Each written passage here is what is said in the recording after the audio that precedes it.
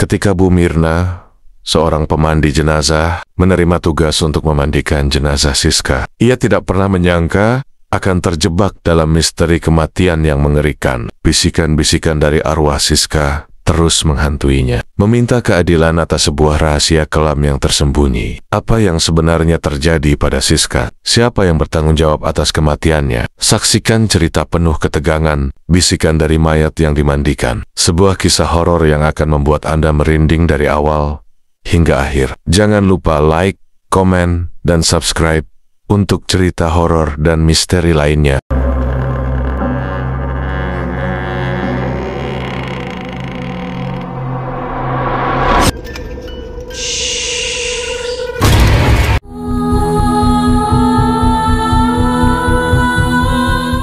Di sebuah desa kecil bernama Suryaloka, Bu Mirna adalah seorang pemandi jenazah yang sudah puluhan tahun menjalankan tugasnya dengan penuh kehormatan. Namun, kali ini ada sesuatu yang berbeda. Jenazah yang harus ia mandikan adalah seorang wanita muda bernama Siska yang meninggal dalam kecelakaan misterius di tengah malam. Warga desa mengaku mendengar suara teriakan dari rumah Siska sebelum kematiannya. Tetapi, tidak ada yang tahu pasti apa yang sebenarnya terjadi. Ketika Bu Mirna membuka kain yang menutupi tubuh Siska, ia merasa hawa dingin yang tidak biasa memenuhi ruangan. Wajah Siska tampak tenang, tetapi ada luka kecil di sisi lehernya yang tampaknya bukan akibat kecelakaan. Bu Mirna mengabaikan rasa tidak nyaman itu dan mulai memandikan jenazah dengan air kembang seperti biasa. Saat proses memandikan dimulai, suasana yang awalnya hening berubah menjadi mencekam. Bu Mirna mendengar sesuatu yang aneh.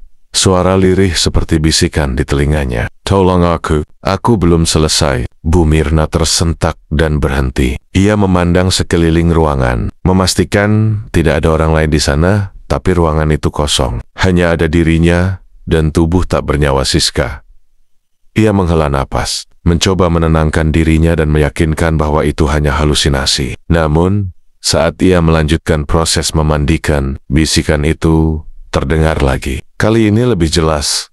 "Jangan diam, aku harus memberitahumu." Bu Mirna menjatuhkan gayung dari tangannya. Ia merasakan jantungnya berdetak kencang, tetapi ia mencoba menyelesaikan tugasnya dengan cepat. Ia meyakinkan dirinya bahwa tugas ini adalah bagian dari tanggung jawabnya dan tidak boleh dihentikan. Setelah selesai memandikan, jenazah Siska segera dimakamkan di pemakaman desa. Namun, saat proses penguburan, banyak warga yang merasa suasana terasa lebih berat dari biasanya. Langit yang awalnya cerah tiba-tiba mendung, dan angin dingin bertiup kencang. Ketika tanah terakhir dilemparkan ke atas makam Siska, suara bisikan itu terdengar lagi. Kali ini bukan hanya oleh Bu Mirna, tetapi juga oleh beberapa warga yang berdiri di dekat makam. "Aku belum selesai. Jangan biarkan dia lolos." Warga yang mendengar suara itu saling memandang dengan wajah pucat. Mereka tidak tahu dari mana suara itu berasal, tetapi mereka merasa ada sesuatu yang tidak beres.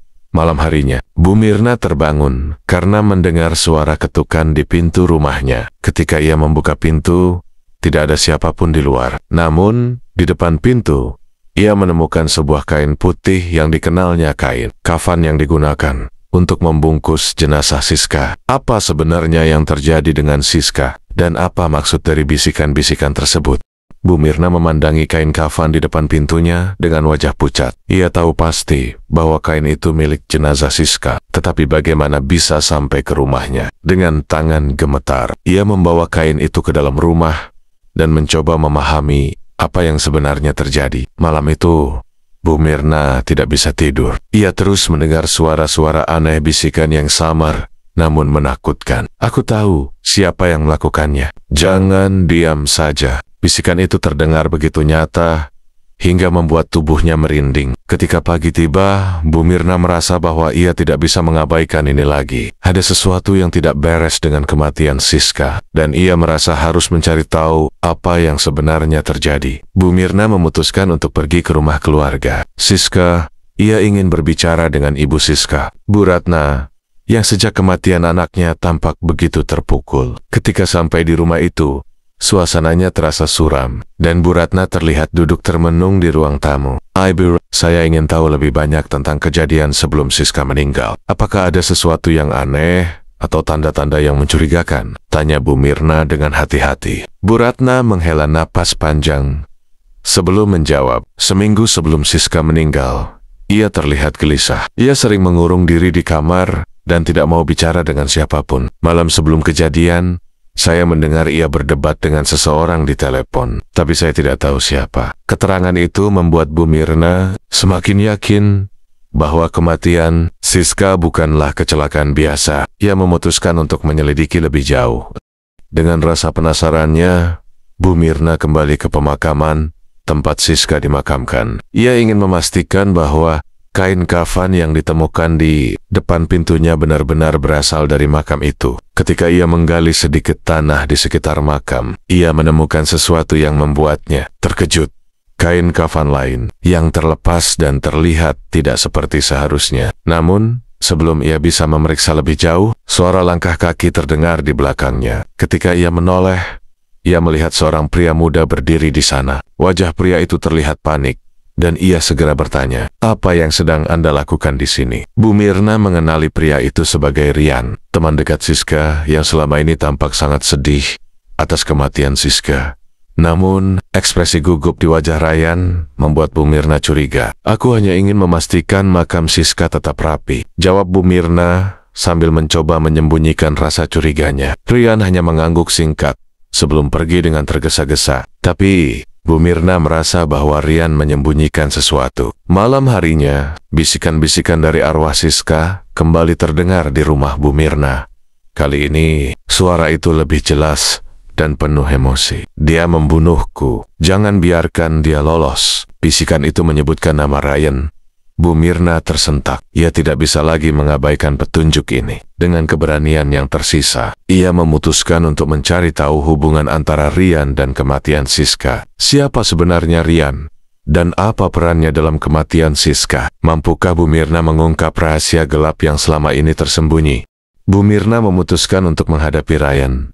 Ia tahu bahwa pria itu menyembunyikan sesuatu, dan bisikan arwah Siska terus mendesaknya untuk bertindak. Keesokan harinya, Bu Mirna mendatangi rumah Ryan dengan dalih ingin berbicara tentang Siska. Rian menyambut Bu Mirna dengan sikap yang canggung. Ketika mereka duduk di ruang tamu, Bu Mirna langsung bertanya, "Rian, apa hubunganmu dengan Siska? Saya tahu ada sesuatu yang tidak kau ceritakan." Rian terdiam sejenak sebelum akhirnya mengakui, "Siska adalah tunai, tapi tidak ada yang tahu. Kami merahasiakannya karena orang tua kami tidak setuju." Bu Mirna merasa ada yang janggal. Ia menatap Rian dengan tajam dan berkata, "Lalu, apa yang terjadi malam sebelum ia meninggal? Apa kau ada di rumahnya saat itu?" Rian langsung pucat. Ia mencoba menghindari pertanyaan itu, tetapi akhirnya mengaku, "Kami bertengkar malam itu. Siska ingin membatalkan pertunangan kami karena dia merasa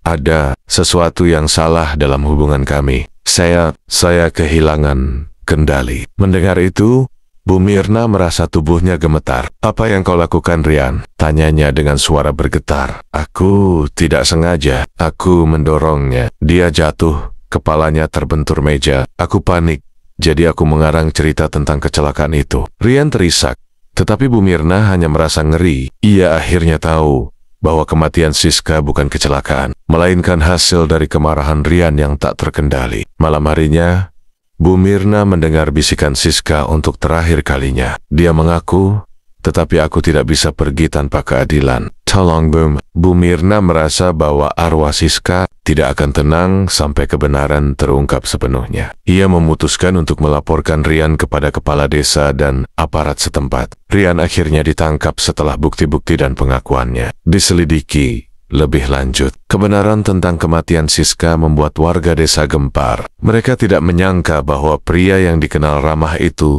menyimpan rahasia kelam. Setelah Rian ditangkap, suasana di desa kembali tenang. Tidak ada lagi bisikan-bisikan di malam hari, dan arwah Siska akhirnya bisa beristirahat dengan damai. Bu Mirna merasa lega telah membantu mengungkap kebenaran, meskipun tugas itu penuh dengan ketegangan dan bahaya. Namun, pengalaman ini membuat Bu Mirna semakin menyadari bahwa tugas sebagai pemandi jenazah tidak hanya soal tradisi, tetapi juga soal menjaga hubungan dengan dunia yang tak kasat mata.